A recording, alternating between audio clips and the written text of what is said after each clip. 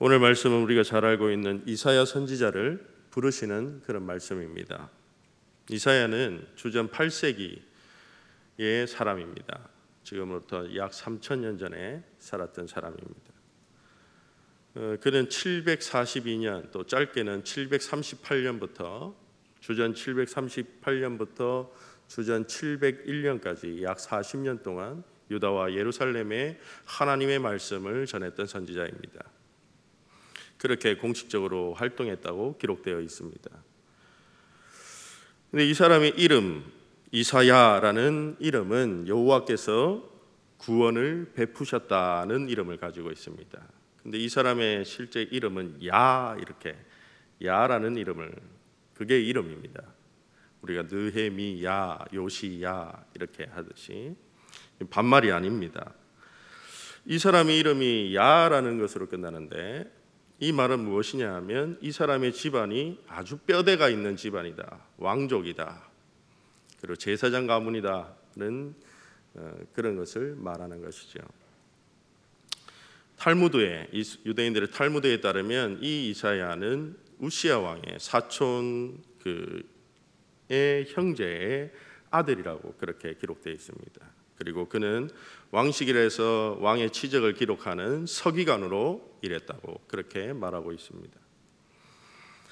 역대하 26장을 보면 26장은 이사야가 기록했을 것이라고 많은 학자들이 이야기합니다. 거기에 보면 우시야 왕의 그 치적을 잘 기록해 있습니다.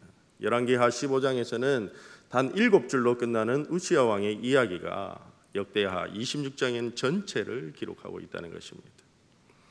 우시야 왕은 약 52년 동안 이스라엘을 다스렸습니다.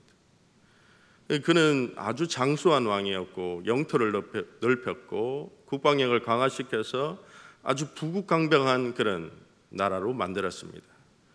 그래서 중동 지역에서 그때 가장 강력한 힘을 가지고 있었던 아수르 제국 디글랏 빌레셋 3세에게 유일하게 조공을 바치지 않았던 그런 왕입니다. 그리고 그는 전국토를 요새처럼 만들었습니다.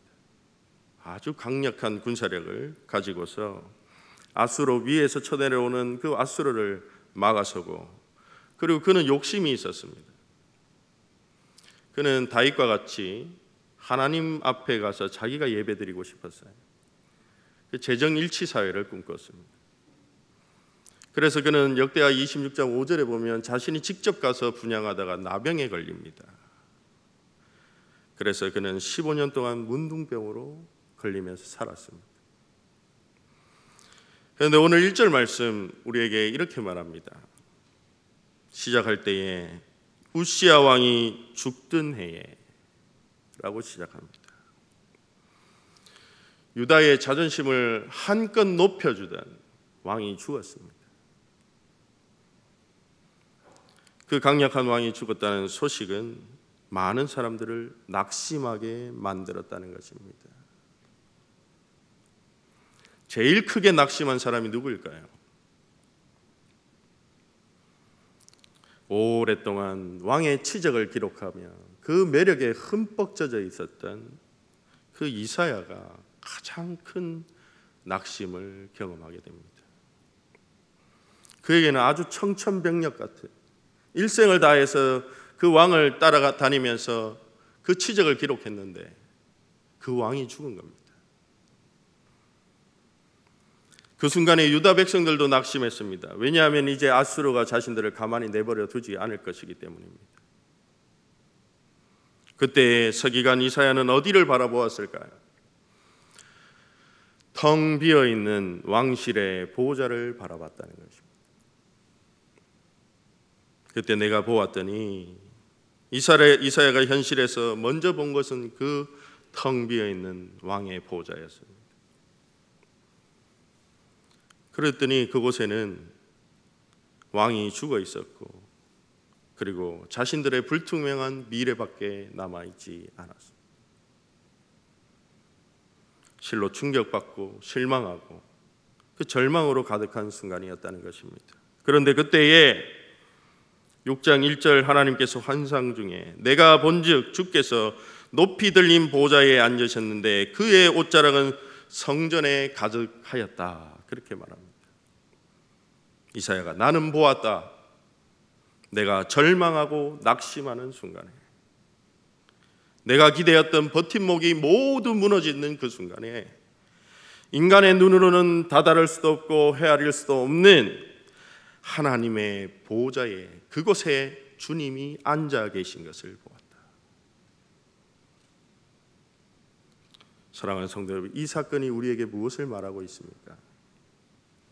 우리의 시선 속에 우시아와 같은 왕과 그에 기대어 성공을 바라는 마음과 인간적인 매력에 빠져 있을 때에, 세상의 성공과 명예와 권세와 물질의 맛에 빠져 있을 때에, 그것에만 목말라 할 때에는 그보다 훨씬 높은 곳에 그 너머에 계시는 초월적인 하나님은 보이지 않는다는 말입니다. 볼 수도 없고 그리고 절대로 보지 못한다는 말입니다. 하나님을 만날 수 없다는 것입니다.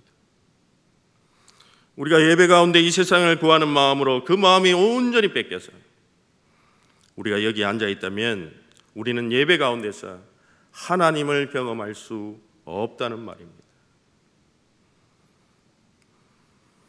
오늘날 많은 지도자들이 우시아가 같은 자가 되기를 원하는 사람들이 많이 있습니다. 그리고 그를 따라다니는, 추종하는, 그의 말에 죽으라면 죽고 살라면 사는 그런 자들이 너무나 많이 있습니다. 교회 안에도 그런 말들로 넘쳐납니다. 그 권세를 가지기 위해서 발버둥지는 지도자들이 얼마나 많은지 모릅니다. 그렇게 성공해야만이 하나님께 복을 받는 것이고, 그것이 하나님을 경험하는 것처럼, 그것이 살아계신 하나님을 보여준다는 그런 말들로 그 화려한 말에 매료되어서 그 권세와 카리스마에 빠져서 그것을 추종하는 자들이 많이 있습니다. 이 모든 말들, 그것은 하나님을 보여줄 수 없다는 말입니다. 그의 발자취가 아무리 대단하다고 해도, 그의 성공이 아주 큰 성공이라 할지라도 그 성공은 우리를 구원하시는 하나님을 절대로 보여주지 못한다는 말입니다. 그런 자들 말 속에는 우리 안에 죽어있는 양심을 일깨우고 뒤집어서 전복시키고 우리 안에 회심을 일으키고 우리가 이렇게 보잘것없는 죄인이라는 사실을 발견하게 하고 우리의 교만한 머리를 꺾어버리시는 그 높으신 하나님을 보여주기에 너무나도 부족하고 턱없이 모자란다는 말입니다. 그렇다면 우리는 삶에서 그런 하나님을 경험하고 있는가? 우리를 꺾으시는 하나님을 경험하고 있는가? 그리고 우리는 그 하나님을 믿음으로써 세상에서 그 하나님을 보여주고 있는가?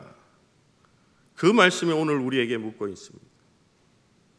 이사야는 그런 하나님을 우리가 보여주지도 말하지도 못한다고 말합니다.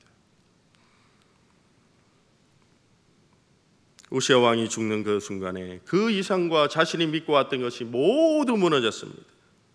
그때에만, 내가 죽을 때에만, 내 이상이 모두 무너질 때에만 영광 중에 계신 만군의 여호와를 배우게 되었고, 그리고 고개를 들 수 없는 마치 죽은 개처럼 땅에 납작 엎드려야 하는 나 자신을 발견하게 되었다는 것입니다.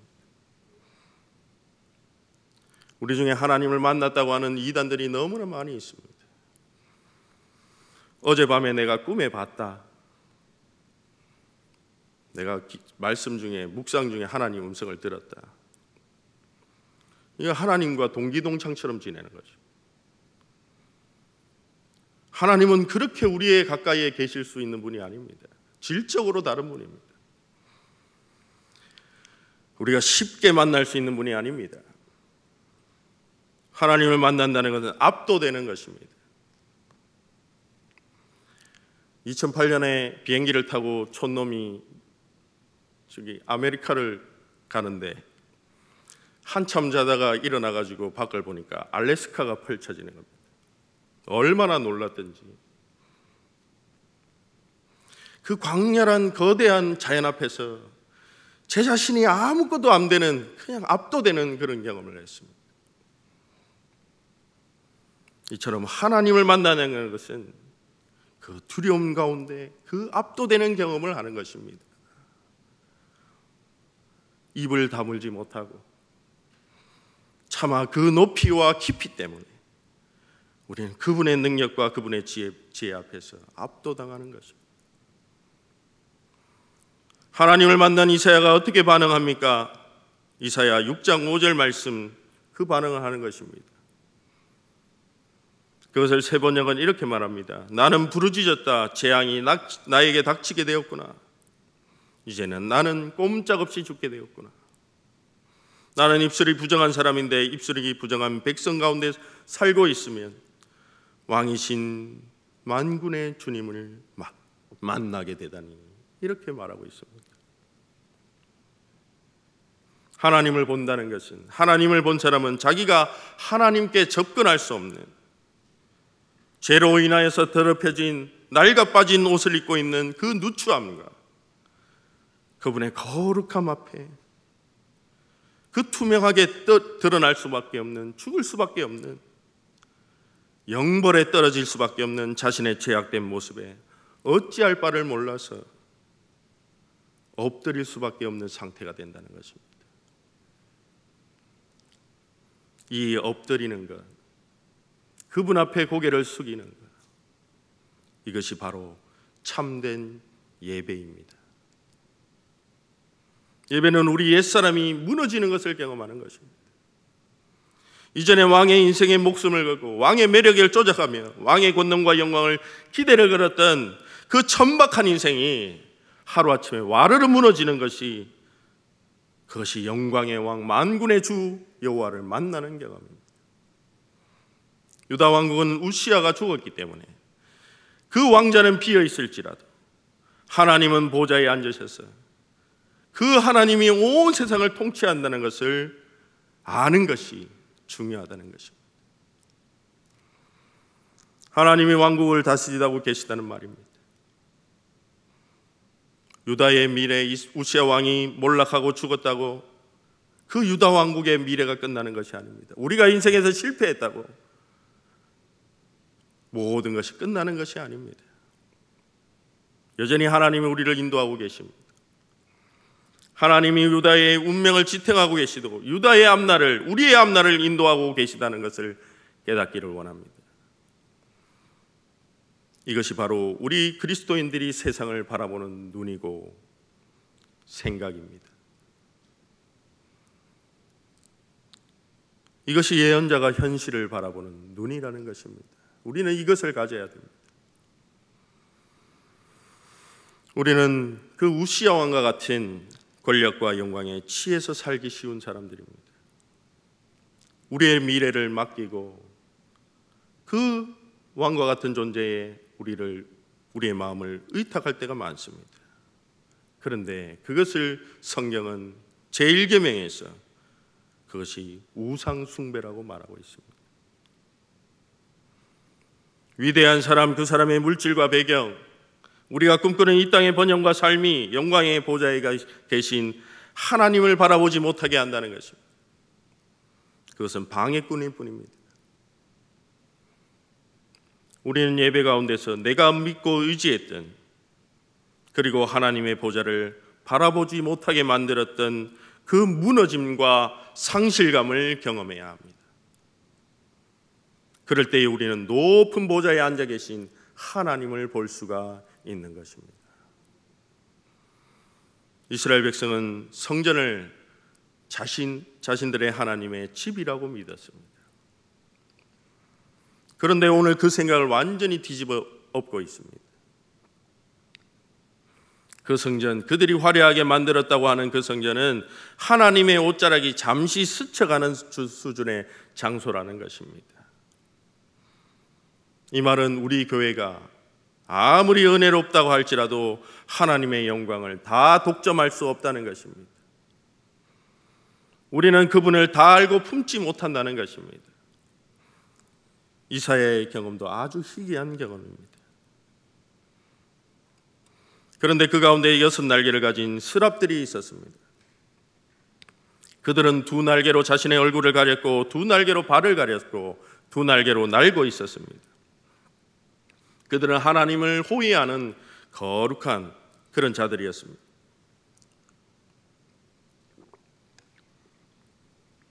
이 스랍들의 역할은 죄를 태운다는 뜻을 가지고 있습니다. 태우다는 뜻을 가지고 있습니다. 그들은 계속 그 죄를 태움으로 인해서 그 부정한 것들이 가까이 오지 못하게 한다는 것입니다. 그런데 그들의 모습을 정확하게 표현하지 않습니다. 왜냐하면 그 모습이 중요한 것이 아니기 때문입니다.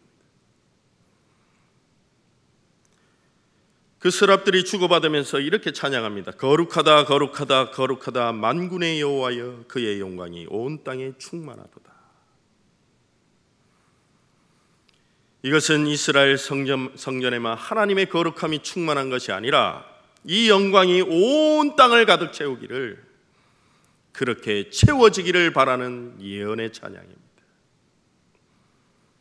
이것이 오늘 우리가 예배드리는 하나님의 거룩함이 온 땅에 가득 차기를 원하는 그 마음으로 드리는 그 자세가 오늘 우리의 예배의 자세이고, 그리고 우리의 확신이 되어야 할 줄 믿습니다. 우리는 이 죄를 씻어내고 우리를 거룩하게 하시는 그 하나님의 영광을 우리만 독점하는 것이 아니라 이 영광이 온 땅에 가득 채워지기를 바라는 것을, 그것을 힘을 다해서 찬양해야 될 줄 믿습니다. 오늘 6장 4절 말씀, 이같이 화답하는 소리로 말미암아 문지방의 터가 요동하며 성전의 연기가 충만한지라, 그렇게 말합니다. 연기가 가득 찼다, 구름이 가득 찼다는 말은 하나님이 임재하셨다는 얘기입니다. 이것은 왜 연기로 가득 찼느냐 했을 때에 하나님의 영광에 인간이 접근하지 못하도록 하는 것입니다. 왜냐하면 하나님을 보는 순간 인간은 죽기 때문입니다. 그것을 가장 잘 나타내고 있는 말씀이 출애굽기 19장과 24장에서 하나님이 모세가 시내산에 올라서 그 십계명을 받을 때에 온 산을 하나님의 연기로 가득 둘러싼 것을 보게 됩니다. 그때에 어떤 제사장도 짐승도 그 산에 접근하지 못했습니다. 왜냐하면 하나님께서 그 사람을 돌파할까 염려가 되었기 때문입니다.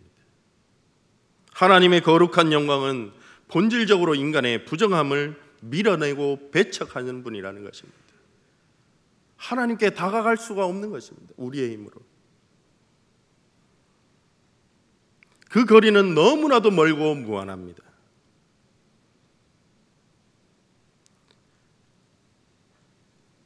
창세기, 출애굽기, 레위기, 민수기는 원어에서 한 책으로 연결되어 있습니다. 신명기는 따로 되어 있지만 그 책이 연결될 때 항상 영어로 and라는, 그리고라는 말이 붙어 있습니다. 모세가 성막을 짓고 출애굽기 40장 34절과 35절에서 연기가 성막 안에 가득 찬데 모세가 그곳에 들어가고 싶지만 그 연기 때문에 들어가지 못합니다. 영광이 하나님의 성막에 가득했기 때문입니다. 그 유한함과 그 죄성 때문에 가지 못합니다. 그렇게 스스로 나아갈 수 없는, 그 절망할 수밖에 없는 순간에 레위기는 이렇게 시작합니다. 그리고 여호와께서 회막에서 모세를 부르시고 그에게 말씀하여 이르시되. 예배란 무엇입니까? 하나님이 우리와 화해하시기라고 먼저 부르셨다는 것입니다. 하나님이 우리와 화해할 의지를 먼저 선포하셨기 때문에 인간이 나중에 드리는 모든 제사가 효력이 있다는 것입니다. 하나님 앞에 나아갈 수 있게 된 것입니다. 레위기에서 가장 많이 쓰이는 말이 너희가 누구든지 여호와께 예물을 드리려거든 이라는 말이 가장 많이 나옵니다.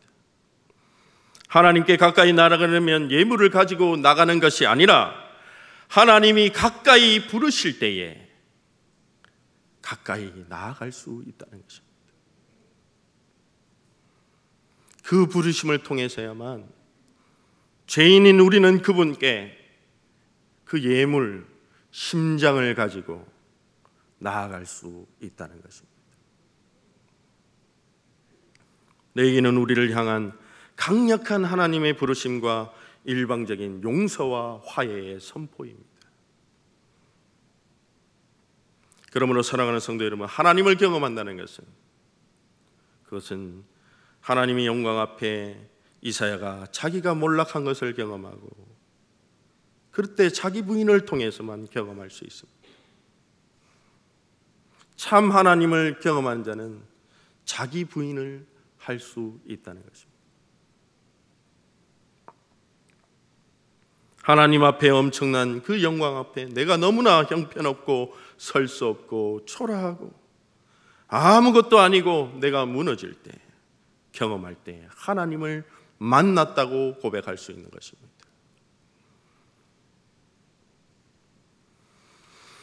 우리의 신앙을 점검하고 우리의 예배의 건강함을 테스트한다면 그 사람이 자기를 높이는지 자기를 무한히 낮추는지 하나님께만 영광을 돌리는지 잘 살펴보아야 한다는 것입니다.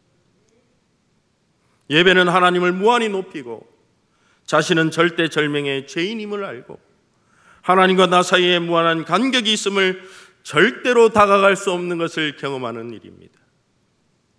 그런 나를 부르시고 찾아오심에 무한한 간격이 있을 때에 예배가 자연스럽게 일어나는 것입니다. 근데 그것은 두려움이 아닙니다. 시편 84편 3절은 나의 왕 나의 하나님 만군의 여호와여 주의 대전에 참새도 제 집을 얻고 제비도 새끼둘 보금자리를 얻었나니. 이 말은 가장 미물인 참새도 그 하나님의 성전 안에 있을 때에 가장 안전한 보장을 받는다는 것입니다. 세상에 어떤 것도 자신을 지켜주지 못하지만 하나님의 품에 있을 때에, 하나님의 집에 깃들어 있을 때에 그것은 하나님을 경험하는 것인데, 하나님을 경험한다는 것은 가장 완전한 안전과 가장 세상이 줄 수 없는 그 질적인 안전함을 경험하는 것입니다. 우리를 굴복하게 만드는 그 거룩함을, 그 은혜를 경험할 때에 우리는 자복하고 굴복하게 된다는 말입니다. 이사야 2장에 보면 인간이 세운 높은 이상적인 가치들, 풍요함, 인간이 세운 망대, 그리고 첨탑들, 조각들, 그리고 바다에 무수히 많은 선다들과 무역 상인들,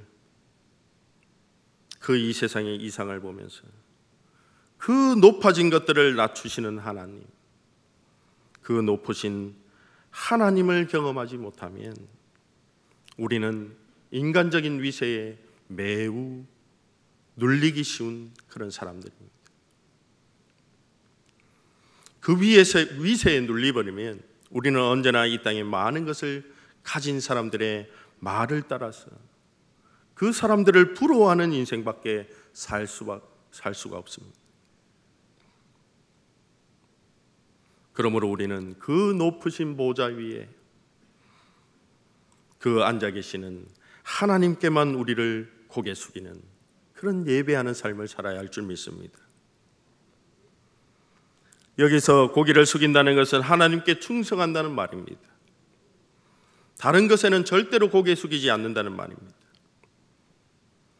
우리가 이 땅에서 모든 것을 넘어서는 압도적인 하나님을 경험하고 나면 하나님 한 분께만 예배하게 되고 우리는 인간에게 고개를 숙이지 않습니다. 성경에서 많은 예가 있지만 모르드게는 하나님께 예배했을 때에, 하나님께 고개 숙였을 때에 하만에게 절하지 않았습니다.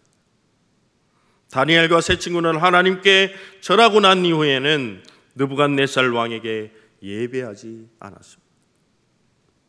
하나님께 예배한다는 것은 세상 어떤 권세도 가치도 그 이상 앞에서 고개 숙이지 않는 삶입니다. 마태복음 10장 28절은 몸은 죽여도 영혼은 능히 죽이지 못하는 자들을 두려워하지 말라고 말합니다. 오직 몸과 영혼을 능히 지옥에 멸하실 수 있는 그분만을 두려워하라고 말합니다. 그러므로 우리는 십자가의 그 연약함만이 하나님의 능력인 줄 믿습니다.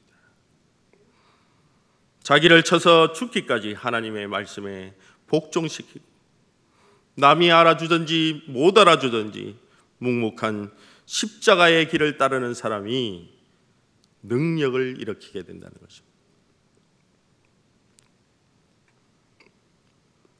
절대적인 하나님의 보좌 앞에 머리를 엎드린 사람, 이사야처럼 자기 죄 때문에 하나님을 볼 수 없다고 소리치는 이사야는 하나님을 만나는 엄청난 충격을 겪고 나서 지상의 모든 세력들의 영향을 받지 않습니다. 그는 나무톱에 쓸려서 죽기까지, 순교의 자리까지 그것을 굽히지 않습니다. 이사야는 하나님의 영광 앞에서 이렇게 말합니다. 5절 말씀입니다. 그때 내가 말하되 화로다 나여 망하게 되었도다. 나는 입술이 부정한 사람이요 나는 입술이 부정한 백성 중에 고조하면서 만군의 여호와이신 왕을 배웠음이로다. 이 말이 바로 합당한 예배이고 우리의 고백입니다. 신령한 예배 안에는 거짓으로 가득한 옛사람이 내가 죽는 것을 경험하는 것입니다.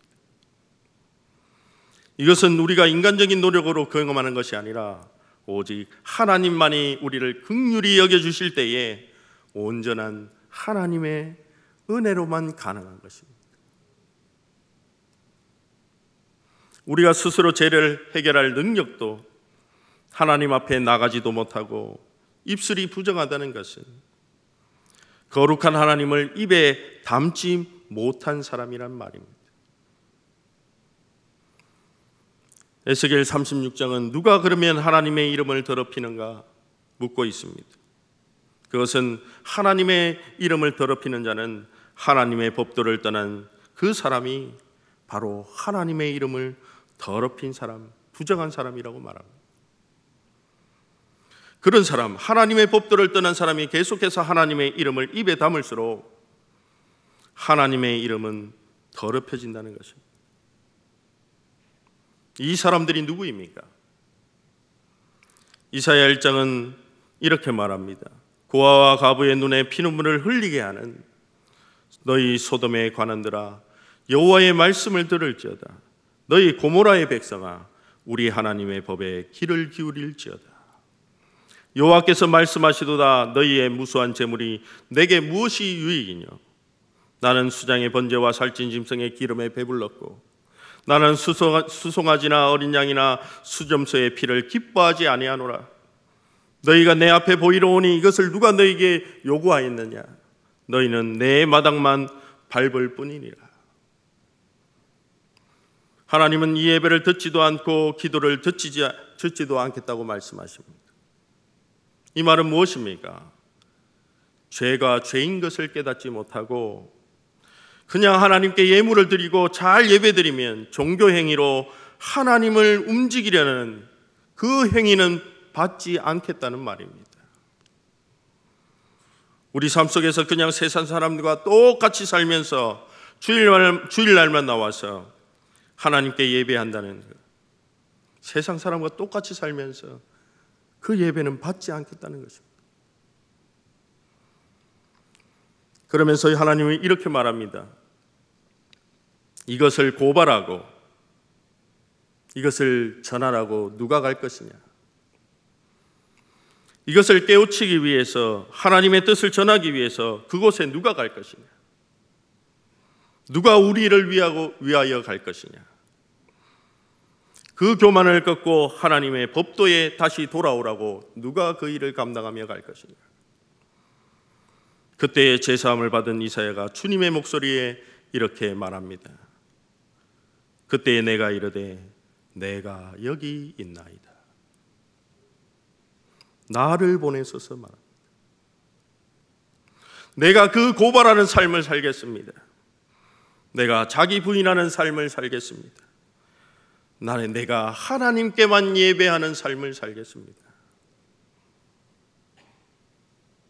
우리를 그렇게 부르셨습니다. 우리는 너무나도 세속적이고 가시적인 삶을 삽니다. 그것은 하나님에 대한 참된 경험이 없기 때문입니다. 우리가 예배하는 하나님이 그 세속적인 것과 비교할 수 없는 분임을 깨닫기를 원합니다. 하나님은 우리가 예배하기 원합니다. 우리가 그 영광과 사랑 앞에 우리를 견주어 보면 우리는 너무나도 보잘것없는 없음을, 우리는 굽힐 수밖에 없음을 알 수 있습니다. 오늘 스랍들을 보시면 그들은 거룩하다 거룩하다 만군의 여호와를 노래하고 그 하나님의 영광이 온 땅에 가득할 것을 예언합니다. 그런데 이사야와 이스라엘은 어떻습니까? 그들은 세상의 세속으로 가득한 사람이라고 계속해서 말합니다. 우리도 이런 이사야와 같이 자복하기를 원합니다. 우리도 하나님의 은혜를 경험하기 원합니다. 내 옛사람이 죽기를 원합니다. 그때 스랍 천사가 제단에서 핀 숯을 가져다가 그것을 입에다 댑니다.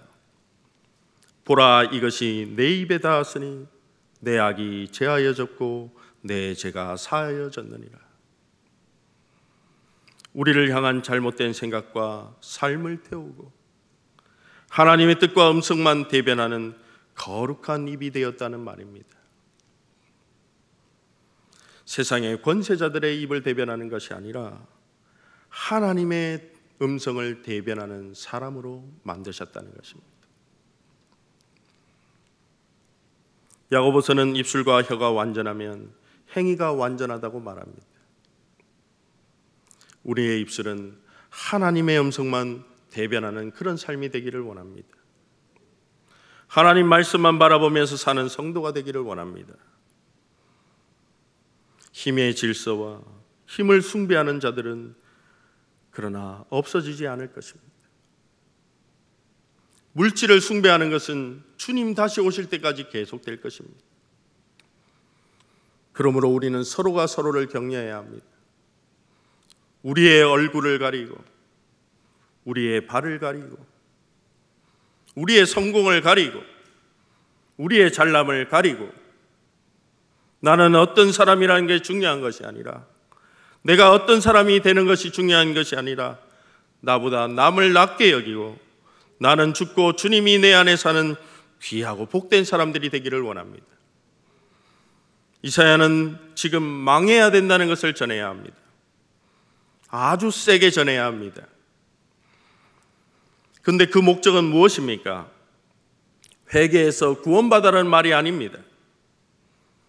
이스라엘 백성이 더욱더 완악하게 만들라는 명령입니다. 옳은 말만 계속하라는 이야기입니다. 옳은 말을 계속 들어서 마음이 대적되는 자들, 하나님과 완전히 돌아서게 만들라는 것입니다. 왜냐하면 이사야 당시 이스라엘은 돌이킬 수준이 아니었기 때문입니다. 그래서 하나님은 이 심판에, 하나님이 심판하는 것을, 그 정당성을 확보하라고 예언자를 보내시는 것입니다. 그렇다면 언제까지 전해야 합니까? 이사야가 묻습니다. 이사야 6장 11절은 이렇게 말합니다. 사람들이 유배가고 포로로 잡혀가고 나라가 완전히 망할 때까지 해야 한다 말씀합니다. 하나님, 우리가 고쳐지지 않을 때에 하나님은 모든 것을 노아 홍수처럼 파괴하신 후에 구원하신다는 말씀입니다. 이사야는 그런 경험을 한 것입니다. 하나님은 말씀을 듣지 않으면 굴욕적으로 심판하시고, 그러나 그 가운데서 구원하시는 분입니다. 이사야는 우리가 심판당하는 것이 옳았다고 고백하게 만들어라는 것입니다. 그러나 그런 가운데서, 굴욕적인 심판 가운데서 하나님은 우리를 구원하실 것이라는 것을 끝까지 믿는 자가 이사야가 말하는 남은 자입니다. 아주 부정적인 심판의 경험이 우리의 옛사람을 부수는 희망의 심판이라는 것입니다. 그래야 우리는 모든 절망 가운데서도 이겨낼 수 있는 것입니다. 하나님은 우리를 치시고 우리에게 절망을 줄 때에 우리는 귀하고 복된 구원의 경험을 할 수 있다는 것입니다. 그것을 믿어야 하지만이 그것이 바로 참된 신앙입니다. 우리는 우리의 현실을 너머에 새로 하나님께서 개척하시는 그 하나님의 역사를 보아야 합니다. 우리는 상실당하고 배임당하고 굴욕을 경험하더라도 하나님의 신실한 사랑을 믿고 예배해야 합니다. 심판의 정당성을 인정하고 내 옛사람이 부서져야 함을 인정하고 그 시간이 아무리 길지라도 그 시간이 언제일지 모르지만 그 고통 가운데서 반드시 건져주시고 이 모든 고통을 끝내시는 분이 하나님인 것을 알고 그 하나님을 예배하는 그 감격에 사로잡히는 모든 성도님들이 되기를 축원합니다.